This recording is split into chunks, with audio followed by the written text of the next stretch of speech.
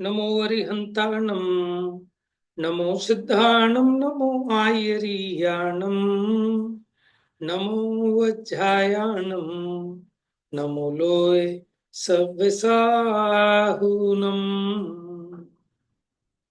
इंदसदवन्द्याणं तियुवणहिद मधुर विसदवकाणम् अन्तातीतगुणाणं नमो जिणाणं जिद्भवाणम्।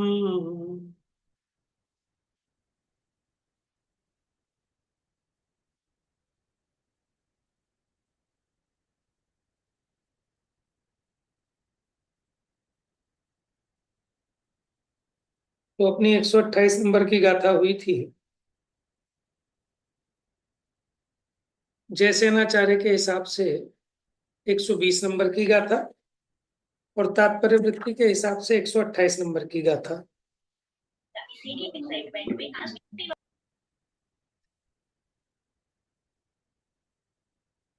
तो पंचेंद्रिय तक की चर्चा की थी। अंत अंत में सारांश और देखते हैं।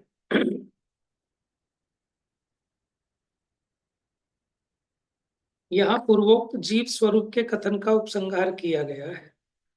वे सभी प्रकार के जीवों में जो देह सहित वर्तते हैं वे संसारी हैं, तथा जो देह रहित वर्तते हैं वे मुक्त या सिद्ध जीव हैं। संसारी भी दो प्रकार के, भव्य और अभव्य हैं। जिनमें शुद्धात्मा की उपलब्धि की शक्ति होती है वे भव्य, और जिनमें वो शक्ति नहीं वो अभव्य है।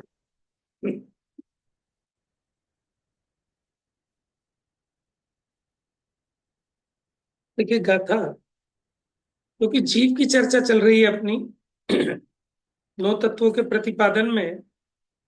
सबसे पहले जीव की चर्चा प्रारंभ हुई थी। एक इंद्रिय, दो इंद्रिय, तीन इंद्रिय, चार इंद्रिय, पंचेंद्रिय, इनकी चर्चा की, संसारी और मुक्त की चर्चा की। अब आगे कहते हैं व्यवहार जीवत्व के एकांत की प्रतिपत्ति का खंडन। देखो व्यवहार जीवत्व क्या होता है कि 10 प्रकार के प्राणों से जो जीव जीता है, ये 10 प्राणों से जीता है ऐसा कहना, ये व्यवहार का कथन है। वास्तव में तो अपने चैतन्य प्राणों से जीव जीता है, लेकिन उसको 5 इंद्रिया, 3 बल, आयु, श्वासोच्छ्वास, इससे जीव का जीवन है ऐसा कहना व्यवहार है। लेकिन अगर कोई इसी का एकांत पकड़ ले और चैतन्य प्राणों को न जाने तो फिर वो एकांत मिथ्यात्व हो जाएगा। तो उसका निराकरण करते हैं। गाथा नंबर 121 या 129। ठीक है, अब आप समझ गए ना। 121 मतलब समय व्याख्या के हिसाब से, और 129 मतलब तात्पर्य वृत्ति के हिसाब से। नहीं इंद्रियाणि जीवा काया पुण छप्पयार्पणता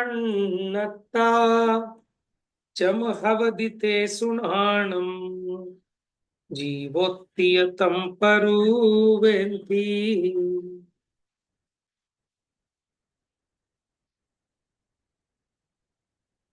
इंद्रिय जीव नहीं है काया, 6 प्रकार भी जीव नहीं, उनमें है जो ज्ञान वही है, जीव ज्ञानी जन कहे यही। देखिए पीछे हमने जीव का स्वरूप समझाया इंद्रियों के माध्यम से। एक इंद्रिय, दो इंद्रिय। अब कोई यही ना मान बैठे कि इन इंद्रियों का कोई जीव मान बैठे, तो भैया इंद्रियां और ये 6 प्रकार की काया ये जीव नहीं है, जीव के संयोग में है। लेकिन उसमें जो ज्ञान है वास्तव में वही जीव है। चलिए पढ़िए अन्वयार्थ।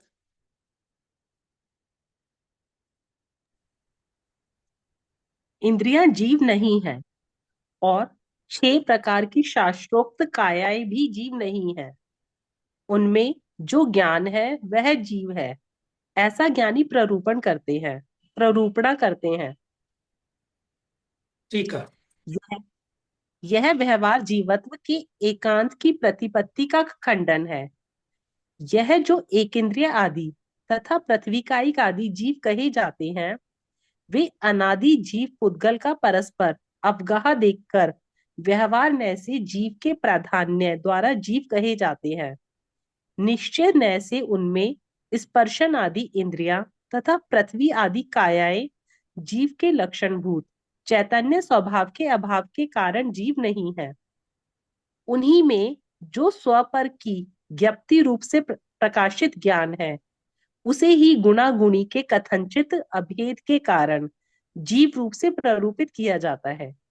देखिए, अब हम व्यवहार जीवत्व के एकांत की प्रतिपत्ति माने प्रतिपादन का खंडन। तो माने अपेक्षा से हम ऐसा कहते हैं, क्योंकि जो एक इंद्रिय आदि और पृथ्वी का एक आदि जीव हैं, वे अनादि से पुद्गल के संयोग में है। तो जीव पुद्गल का ऐसा परस्पर अवगाह देखकर व्यवहार की प्रधानता से उनको जीव कहा। लेकिन अगर कोई उन इंद्रियों को ही जीव मान बैठे और जो जानने वाला ज्ञान लक्षण भूत चैतन्य स्वभाव आत्मा है उसको ना पहचाने, तो ये तो एकांत हो जाएगा। तो इसलिए आचार्य देव यह समझाते हैं कि हम व्यवहार ने संयोग की तरफ से कहते हैं इंद्रियों वाला जीव, वास्तव में जीव तो अपने चैतन्यता वाला है। तात्पर्य वृत्ति। इंद्रियां जीव नहीं है। ना केवल इंद्रियां अपितु पृथ्वी आदि काय 6 प्रकार जो परमागम में कहे गए हैं, वे भी जीव नहीं है। तो फिर जीव कौन है? उनके मध्य में ज्ञान जीव है, ऐसा उसको निरूपित करते हैं। वह इस प्रकार है। अनुपचरित असद्भुत व्यवहार न से स्पर्शन आदि द्रव्येंद्रिय, उसी प्रकार अशुद्ध निश्चय न से लब्धि एवं उपयोग भावेंद्रिय यद्यपि जीव कहलाते हैं, उसी प्रकार व्यवहार से पृथ्वी आदि षटकाय भी जीव कहलाते हैं। तथापि शुद्ध निश्चय न से जो अतीन्द्रिय अमूर्तिक केवल ज्ञान के अंतर्गत अनंत सुखादि गुण समूह है, वह जीव है, ऐसा सूत्र का तात्पर्य है। हाँ जी, देखो, तो ये इंद्रियां और ये षटकाय ये जीव नहीं है, तो फिर जीव कौन है? कि उसके मध्य में जो ज्ञान है, जानने देखने वाले शक्ति रूप जो पदार्थ है, वो जीव है। देखो, अनुपचरित असद्भुत व्यवहार से शरीर को और आत्मा को एक कहा जाता है। तो अनुपचरित असद्भुत व्यवहार से स्पर्शन आदि जो द्रव्य इंद्रियां हैं उद्गल की, इनको जीव कहते हैं।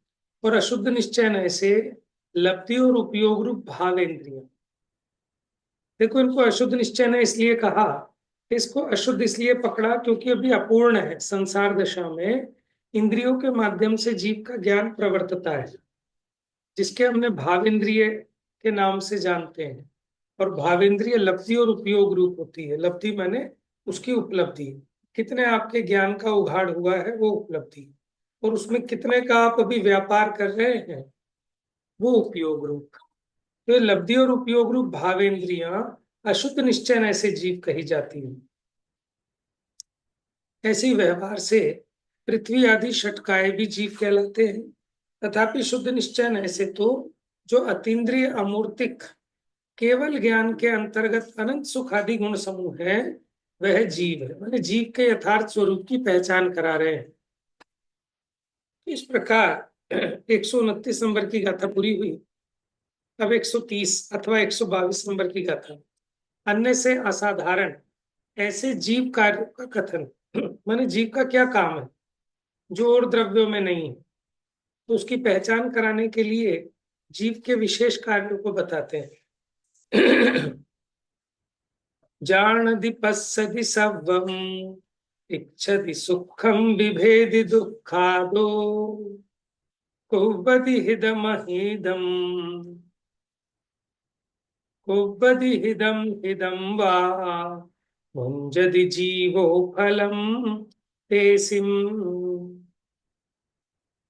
जीव सर्व जाने अरु देखे, सुख चाहे दुख से डरता, भाव हिताहित रूप करे और उनके फल का है भोगता।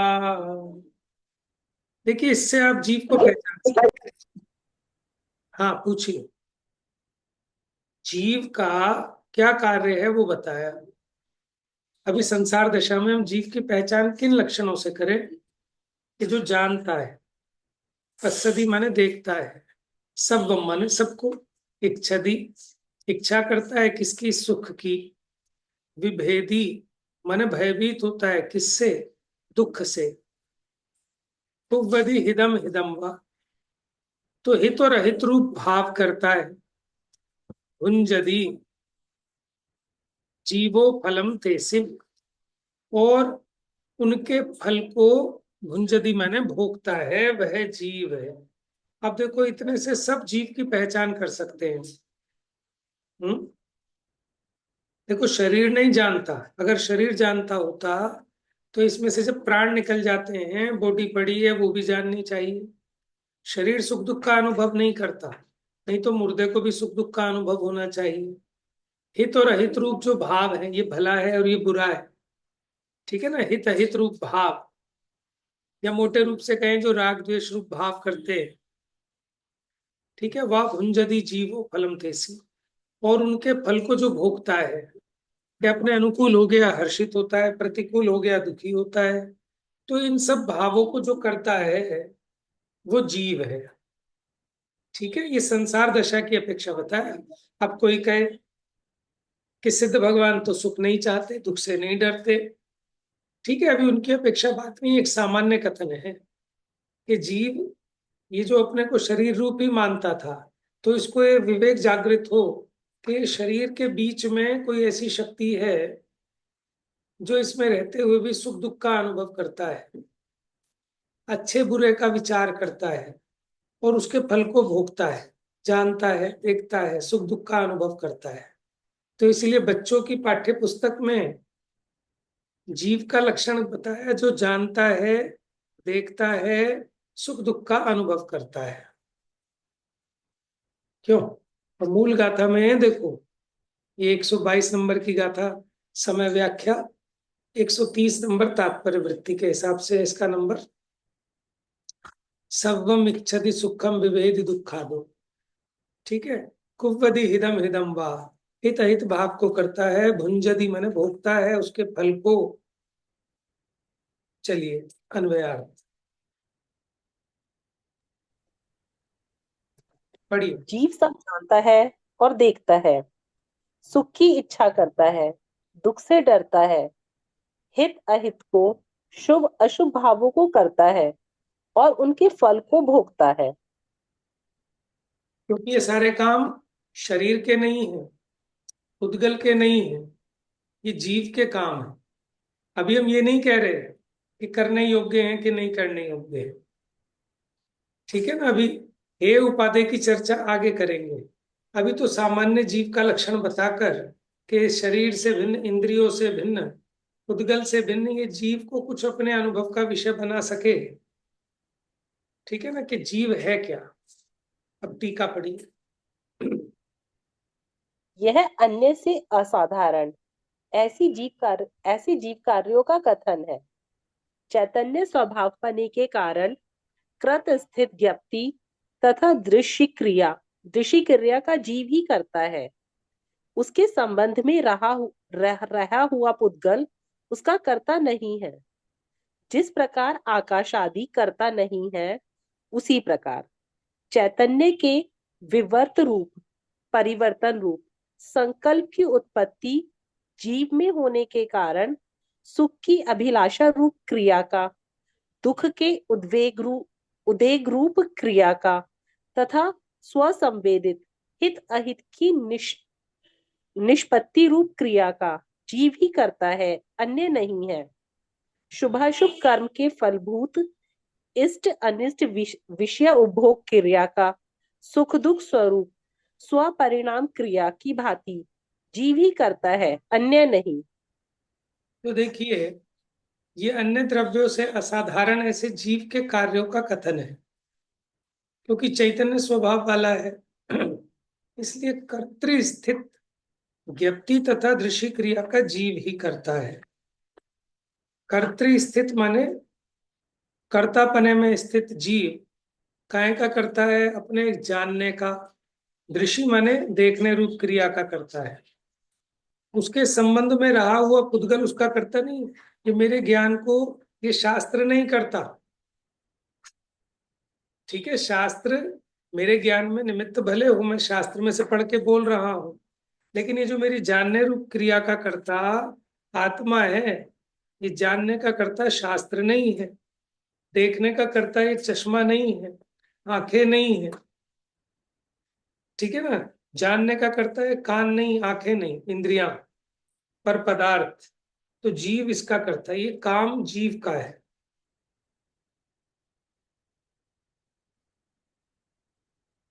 हाँ, जैसे अब यहाँ आकाश आदिक है, अब ये करता नहीं है, उसी प्रकार ये पुद्गल की इंद्रियां भी जानने देखने की करता नहीं है। चैतन्य के विवर्त रूप, विवर्त माने होता है उसका परिणमन, परिवर्तन। तो जो चैतन्य का परिवर्तन परिणमन है, क्या है? संकल्प की उत्पत्ति होने के कारण चैतन्य के विवर्त रूप, संकल्प की उत्पत्ति होने के कारण, देखो, चैतन्य में निरंतर अनेक अनेक प्रकार के परिणमन होते हैं, उसमें अब एक ये संकल्प का भाव, विकल्प का भाव, ये जीव में ही होता है, अन्य द्रव्यों में नहीं होता। सुख की अभिलाषा रूप क्रिया का, कि मैं कुछ भी ऐसा करूं जिससे मुझे सुख हो, मैं पैसा कमाऊं, मैं बंगला बनाऊं, ये भाव।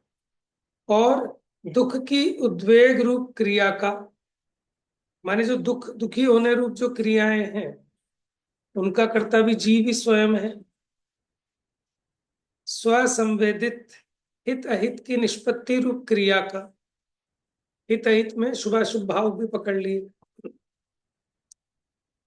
कि अपना हित करने का भाव, अहित करने का भाव, ये भी जीव का ही भाव है, इसका कर्ता जीव है, अन्य नहीं।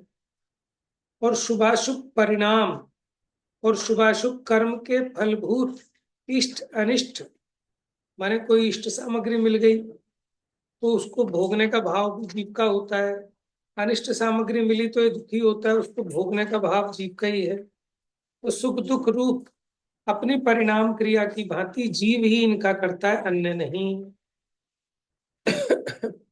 पढ़ी।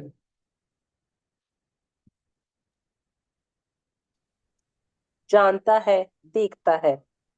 किसको जानता है, देखता है? सर्व वस्तुओं को जानता है, देखता है, चाहता है। प्रश्न, किसको चाहता है? सुख को चाहता है, डरता है। किससे डरता है? दुख से डरता है। करता है, क्या करता है? हित अहित, हित अथवा अहित करता है। भोगता है, वह कौन भोगता है? जीव भोगता है। क्या भोगता है? हित अथवा अहित, उन दोनों का फल भोगता है।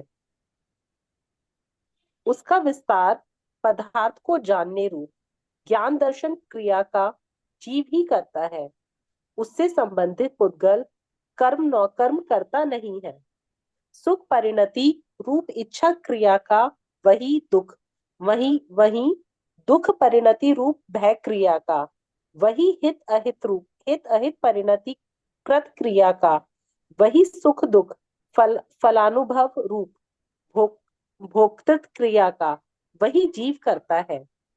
इस प्रकार असाधारण कार्य से जीव का अस्तित्व जानना चाहिए, और वह कर्तृत्व शुभ अशुभ तथा शुद्धोपयोग रूप से तीन प्रकार का है। अथवा अनुपचरित असद्भुत व्यवहार से द्रव्य कर्म का करता है। उसी प्रकार अशुद्ध निश्चय से रागादि विकल्प रूप भाव कर्म का करता है। शुद्ध निश्चय से केवल ज्ञानादि शुभ भावों के परिणमन का करता है। इस प्रकार तीनों नयों से करता है। उसी प्रकार भोक्तृत्व भी तीनों नयों से है, ऐसा सूत्र का तात्पर्य है, जैसा कि कहा है। एक मिनट, देखिए जी, इसमें आप लोगों का कोई प्रश्न है तो पूछ सकते हैं, किसी को कोई कंफ्यूजन हो तो पूछ सकते हैं।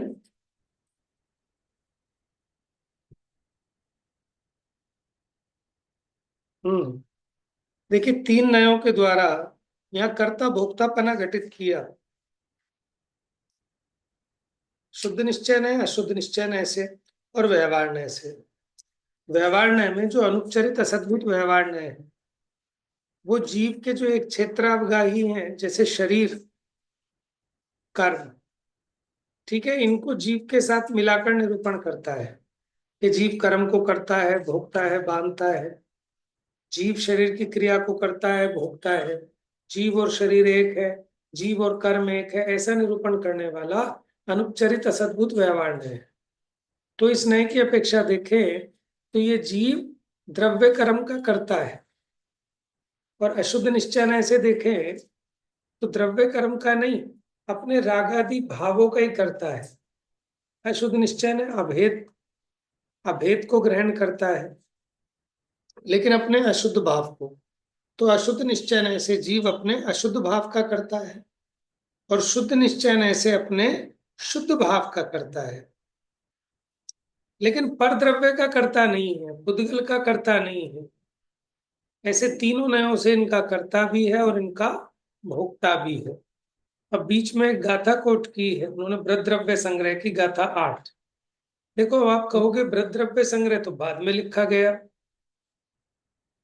तो यहाँ गाथा कैसे उद्धृत कर दी इसकी, कि टीकाकार ने उद्धृत की है।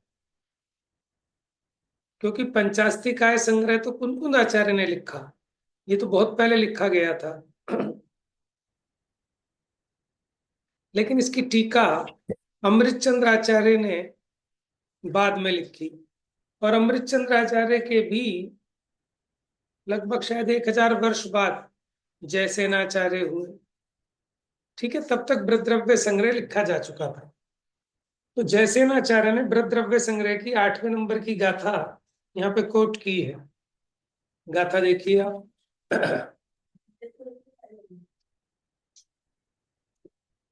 वृद्रव्य संग्रह लिखा है नेमिचंद्र सिद्धांति देव ने। ठीक है, चलिए देखिए। पुग्गल कम्मादीणम कर्ता व्यवहार दो दुनिच्छय दो चेदन कम्माणादा शुद्ध नया शुद्ध भावाणम। उद्गल कर्म आदि का कर्ता जीव को व्यवहार नय से जानो, और निश्चय दो निश्चय नय से चेतन कर्मण आदा चेतन कर्मों का कर्ता जानो, शुद्ध नया शुद्ध भावाणम, और शुद्ध नय से शुद्ध भावों का कर्ता जानो। चलिए पढ़िए गाथा। भैया भैया, जी।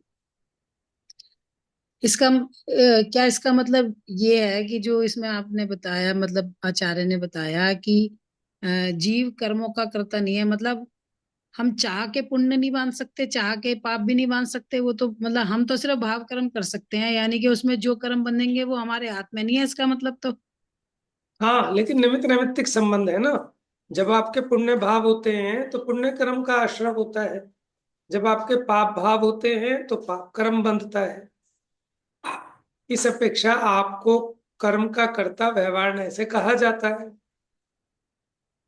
क्योंकि आपके पर ऐसे सोच सोच के नहीं कर सकते ना, कि जैसे मैं कहूँ कि भाई मेरे को तो सौधर्मेंद्र बनना है मर के, तो ऐसा तो कोई नहीं है ना जी, मैं ऐसा ऐसा कर्म करूंगी तो मैं सौधर्मेंद्र बनूंगी, ऐसा तो नहीं है ना, मतलब मेरे हाथ में कुछ भी। देखो ऐसा है, चारों गतियों के कारण गिनाए जिन वाणी में, जैसे मान लो कि जो व्रत तप उपवास आदिक है, संयम का परिणाम है, वो देवायु के आश्रम का कारण कहा। बहुत आराम बहुत परिग्रह का परिणाम नरकायु के आश्रम का कारण कहा। अब ये बताने का पर्पस क्या है? ये बताने का पर्पस है कि जिसको नरक नहीं जाना हो वो बहुत आराम परिग्रह के भाव ना करे, जिसको देवायु चाहिए होए तो उसको संयम आदि के साथ में जो शुभ राग रहता है उससे देवायु का आश्रय होता है। खाली जड़ की क्रिया करने से देवगति नहीं मिलेगी, वो शुभ भाव उस प्रकार के हों तो शुभायु का आश्रय होता है। अब जो जीव ये जानता है तो वो जिस प्रकार का कार्य उसे करना है सिद्ध, वो वैसा कारण मिलाता है। उसके परिणाम अगर सुधरे हो तो वो पहचान लेता है कि अगर मेरे परिणाम ऐसे हैं तो मेरे को देवायु का आश्रय होएगा, मेरे परिणाम ऐसे हैं तो मेरे को नरकायु का आश्रय होगा। तो यहाँ तो अपने परिणामों का कर्ता तो जीव स्वयं है ना, चाहे अपना शुभ परिणाम है चाहे अशुभ परिणाम। कर्म के परिणाम का कर्ता नहीं है, लेकिन अपने परिणाम का और कर्म के परिणाम का ऐसा ही निमित्त नैमित्तिक संबंध है कि अपने परिणामों में पुण्य रूप परिणाम हुए, मंद कषाय रूप परिणाम हुए, तो कर्मों में शुभ कर्मों के परमाणु बंधेंगे, देवायु का आश्रय होगा। एक बात। दूसरा, अब कोई ये सोचे कि मुझे स्वर्ग जाना है, ठीक है, और मुझे स्वर्ग में जाने के लिए यही वाला परिणाम से स्वर्ग की प्राप्ति होती है, तो वो कदाचित ऐसी चेष्टा तो करे ऐसे परिणाम करने की, ठीक है, लेकिन जरूरी नहीं है कि उसके चाहने पे वैसे परिणाम हो ही जाए। आप ये सेकंड वाली बात पूछना चाहते हो ना, लेकिन उसका उद्यम तो वो यही करेगा, उपदेश भी इसी प्रकार दिया जाएगा।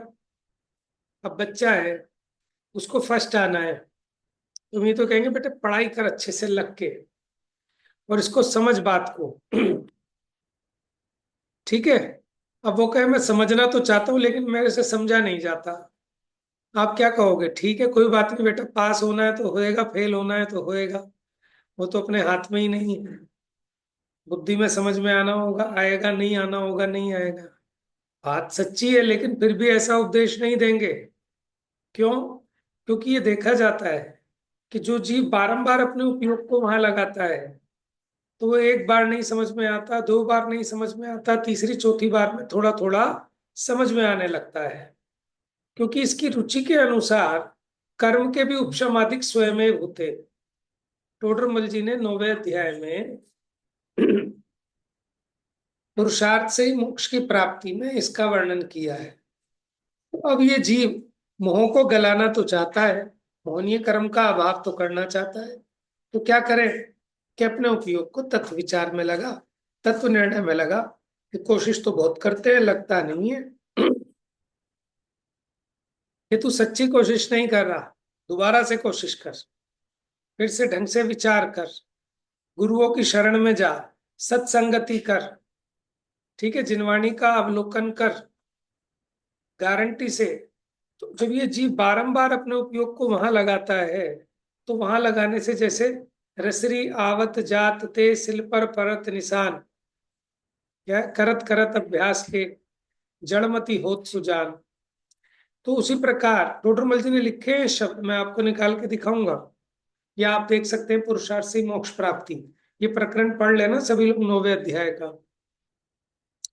तो उसमें उन्होंने लास्ट में लिखा कि जब ये जीव इस प्रकार का उद्यम करता है, अपने उपयोग को तत्व निर्णय में लगाने का अभ्यास करता है, कदाचित प्रारंभ में ना लगे कर्म का तीव्र उदय होने के कारण, लेकिन जब बारंबार प्रयास करता है तो कर्म का भी उपशमादिक होते हैं। मोह कर्म गलता जाता है और नवीन बंध भी हल्का हल्का होता है। फिर जब पुराने हल्के कर्म का उदय आता है, तब फिर अपने उपयोग को तत्व विचार में लगाने का अभ्यास रखे, भेद ज्ञान का अभ्यास रखे, तो मोह उससे और गलता है, तो नवीन कर्म भी हल्का बंधेगा। अब हल्का बंधेगा, हल्का ही उदय में आएगा। उस काल में भी ये जीव उसके विचार में अपने उपयोग को लगाने का उद्यम रखता है, तो ऐसे ऐसे निरंतर मोह गलता जाता है, और फिर वहां इसको सम्यक्त्वादि की प्राप्ति होना हो तो हो जाती है। तो तत्व विचार को ही उद्यम पुरुषार्थ का कार्य कहा है। तो इस अपेक्षा हम कहें तो कितने अनंतानंत जीवों ने कर्मों का नाश करके सिद्धशिला को प्राप्त किया है। तो व्यवहार न्याय का कथन है, उन्होंने तो अपने परिणामों को शुद्ध किया, ठीक है, तो ये भी अपने परिणामों को शुद्ध कैसे किया, तो उसका विस्तार ये है कि उन्होंने अपना उद्यम उसी में उपयोग लगाने का अभ्यास रखा, जिससे आगे के कार्य अपने आप होते हैं। आप देखो, माने कदाचित कोई प्रतिकूल संयोग हो, माने किसी को कोई हस्बैंड ऐसा मिल जाए जो कहे कि मंदिर नहीं जाना, मैं मंदिर नहीं जाने दूंगा, लेकिन आपकी भावना बहुत अच्छी हो, ठीक है ना, आपको सच्ची रुचि हो, तो धीरे धीरे धीरे धीरे आपकी उस भावना के बल पर आपका उदय भी हल्का पड़ जाता है, सामने वाला शत्रु भी मित्र बन जाता है, लेकिन अगर आपकी भावना प्रबल हो तो उससे क्या होता है कि कर्म का रस फीका पड़ता जाता है, कर्म का रस सूखता है, और फिर अनुकूल निमित्त सहज बनते हैं फिर। ठीक है, तो जीव को तो इसी का पुरुषार्थ करने का ही उपदेश दिया जाता है। पर भैया बहुत जगह लिखा होता है अपने विकल्प का कर्ता भी तू अपने को माने तो तू मिथ्या दृष्टि है, कि तू आप अपने विकल्प का कर्ता तू देखो, नहीं है। आप थोड़ी मेहनत करो और मुझे निकाल के बताओ कि आपने कहाँ पढ़ा, बस मैं मूल ग्रंथ में दिखाना मुझे, ऐसे ही किसी के भी लिखने से मत दिखाना। नहीं, किसी के लिखने का ही है, मूल ग्रंथ का नहीं है। नहीं, उसकी तो फिर बात ही करना बेकार है ना।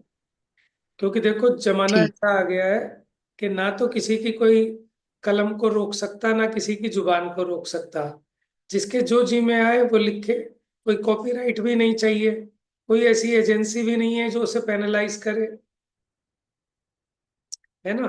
फिर जिसने भी लिखा, क्या किस विवक्षा से लिखा, वो विवक्षा भी साथ में देखनी पड़ेगी। ठीक है। लेकिन मूल ग्रंथों में अगर आप देखेंगे तो आपको वहाँ भाषा शैली बड़ी सुधरी हुई मिलेगी। और अगर ऐसी बात कहेंगे तो उससे पहले 4-5 गाथाओं में उसकी भूमिका बनाएंगे, फिर उसके बाद की 4-5 गाथाओं में फिर सावधान करेंगे। अभी आप देखना विषय का निरूपण समय सार आदि ग्रंथों में। ठीक है ना। तो इसलिए सही है भैया, उसमें तो साफ साफ निर्देश दिया जाता है, तू जान, तू कर। शास्त्रों में मूल में तो यही उपदेश दिया जाता है कि तू जान लिंगैण, मतलब तू हाँ, इन बातों को जान, तू सुन, तू कर। उसमें तो यही उपदेश है, सही ऐसा कह रहे कहा हो। ना तो उसका अभिप्राय समझना कि ये जो विकल्प हैं ये भी आत्म शांति में बाधक है, ये भी करने योग्य नहीं है। लेकिन जब तक उपयोग नहीं टिक रहा स्वरूप में, तो स्वरूप संबंधी विकल्प ही करने पड़ेंगे। लेकिन इन विकल्पों में ही संतुष्ट हो जाए तो निर्विकल्प वस्तु की प्राप्ति नहीं होगी, है ना। अब उसके प्रयोजन के साथ उस चीज को समझना। तो इसलिए अब ये जीव विकल्प का करता नहीं है, इसका मतलब क्या? ये विकल्प तो जीव ही करता है, लेकिन ये उपादेय नहीं है। नहीं, इसमें इसकी व्याख्या इस तरह से की थी कि विकल्प का कर्ता नहीं है, जहां मैंने पढ़ा था, मूल ग्रंथ का नहीं था, किसी का लिखा हुआ ही था, कि तेरे अंदर शुरू से ले मतलब जीव अनादि से अनंत तक उसकी सब पर्याय खचित हैं, तो उसका कब कौन सा विकल्प आएगा, वो विकल्प का भी कर्ता वो नहीं है, ये तो बस घटित हो रहा है अपने आप, जो भी कुछ हो रहा है। फिर ये तो जो है ना, एक नियति एकांतवाद होता है। आप अगर एकांतवाद के भेद पढ़ेंगे गौमट सार जी में, ठीक है ना, आप किसी भी एक चीज का एकांत अगर करते हैं नियति का, जैसे कई लोग कहते हैं भैया भाग्य में जो होगा वही होएगा, भाग्य में जो होगा वही होएगा, तो ये एकांत है। हमारी जैन वाणी ऐसा नहीं कहती है। समझ में आया ना। कोई नियति कोई लेके बैठ जाए, जो होना है वही होएगा, जो होना है वही होएगा, ये जैन वचन नहीं है। जैन वचन स्यादवाद वचन होते हैं, अनेकांतमयी वचन होते हैं। वहां जिसका जो रोल है वो उस अपेक्षा से कथन तो सत्य है, लेकिन अगर आप सर्वथा ऐसा एकांत करें तो फिर वो जैन वचन नहीं है। फिर तो आपका प्रश्न ठीक। ठीक है, फिर तो सारे पुरुषार्थ का नाश होता है, वो बात ही नहीं बनती हम्म, ना फिर। सही बात। चलिए, तो जीव व्यवहार से पुद्गल आदि कर्मों का करता है, अशुद्ध निश्चय नय से चेतन कर्मों का करता है, तथा शुद्ध नय से शुद्ध भावों का करता है। इस प्रकार भेद भावना की मुख्यता से प्रथम गाथा जीव के असाधारण कार्यों के कथन रूप से, दूसरी गाथा भी इस तरह स्वतंत्र दो गाथाओं द्वारा पंचम स्थल पूरा हुआ। तो 129 130 नंबर की गाथा में हमने भेद विज्ञान पढ़ा कि वास्तव में शरीर को इंद्रियों को जीव मत मान बैठना। हमने समझाया उनके संयोग में देखकर जीव को, हमने कहा एक इंद्रिय जीव है, दो इंद्रिय जीव है, लेकिन इंद्रियां तो जड़ पुद्गल है। जीव तो जानने देखने की शक्ति वाला है। पृथ्वी काय, जल काय, अग्नि काय, वायु काय, वनस्पति काय, त्रस काय, ये तो काय पुद्गल है। लेकिन इसके मध्य में रहा हुआ जानने देखने वाला स्वसंवेद्यमान जो वस्तु है वो जीव है। फिर इस गाथा में बताया जीव के विशेष लक्षण, ये जो जानता है, देखता है, सुख दुख अनुभव करता है, हिताहित का भाव करता है, उसको भोगता है, ये जीव के कार्य है। ठीक है ना, तभी तो जीव की पहचान होगी। और वैसा जीव ढूंढने जाओगे, आपको कहाँ मिलेगा निर्विकल्प? फिर तो आप जीव की सत्ता ही नहीं मानोगे। माने जिसको विकल्प हो रहा है वो तो कहेगा मेरे में तो जीव है ही नहीं, क्योंकि जीव तो निर्विकल्पक होता है। जीव तो कर्ता होता ही नहीं, मेरे को तो कर्तापने के भाव आते हैं। जीव तो सर्वथा रागादि से रहित होता है, मेरे को तो रागादि हो रहे हैं, प्रत्यक्ष अनुभव में आ रहे हैं। तो फिर जीव की सत्ता ही सिद्ध नहीं होगी। ठीक है, सभी कथन है, लेकिन आचार्यों की शैली देखो आप, कि क्रमिक विकास करते हुए आपको उस टॉप तक ले जाएंगे, लेकिन उनकी पद्धति है कि किस तरह से वहां तक लेके जाएंगे। और फिर उसके बाद टॉप पे ले जाके फिर डाउन पे भी लाएंगे। यानी आपको जो वस्तु का स्वरूप कितने तरीके से प्रयोजन भूत शैली में, जिससे आपका प्रयोजन सिद्ध हो। खाली आपको जानकारी कराना मात्र प्रयोजन नहीं है ना। जहां तहां से जो मर्जी उठा के बता दिया, उससे प्रयोजन सिद्ध नहीं होता। अपना प्रयोजन क्या है? दुख मिटना और सुखी होना। तो उसके लिए आचार्यों ने, जैसे किताबें लिखी जाती है उसमें धीरे धीरे डेवलपमेंट होता है विषय का, विषय की डेप्थ में जाते हैं, उस तरह से ग्रंथों की रचना होती है। इसलिए आप रेफरेंस बुक की तरह भले ही पढ़ें, लेकिन मूल ग्रंथों का स्वाध्याय अवश्य करना चाहिए, तो मूल विषय वस्तु आपकी पकड़ में आती है। बाकी बुक्स रेफरेंस की तरह आप देख सकते हैं, पढ़ सकते हैं, लेकिन उसकी विवक्षा स्पष्ट समझ में आनी चाहिए। लेकिन उसको हम प्रमाण के रूप में प्रस्तुत नहीं कर सकते। ठीक है ना, मैं कुछ भी लिख के रख दूं, आप कहो जी एक किताब में हमने ऐसा पढ़ा है, तो वो नहीं चलेगा। और उस पर किसी का कोई कंट्रोल नहीं है, जिसके जो जी में आता है वो लिखता है, वो बोलता है, तो चलेगा, लेकिन वो प्रामाणिकता उसमें नहीं आएगी। ठीक है, तो हम प्रमाण के रूप में तो मूल ग्रंथ होंगे, तभी हम मानेंगे उस चीज को। आपको भी तभी मानना चाहिए, और नहीं तो विवक्षा पूछनी चाहिए, समझनी चाहिए। चलिए शेष चर्चा कर। जा वाणी के ज्ञान से सूझे लोकालोक, सो वाणी मस्तक नमो सदा देत हूँ धूप।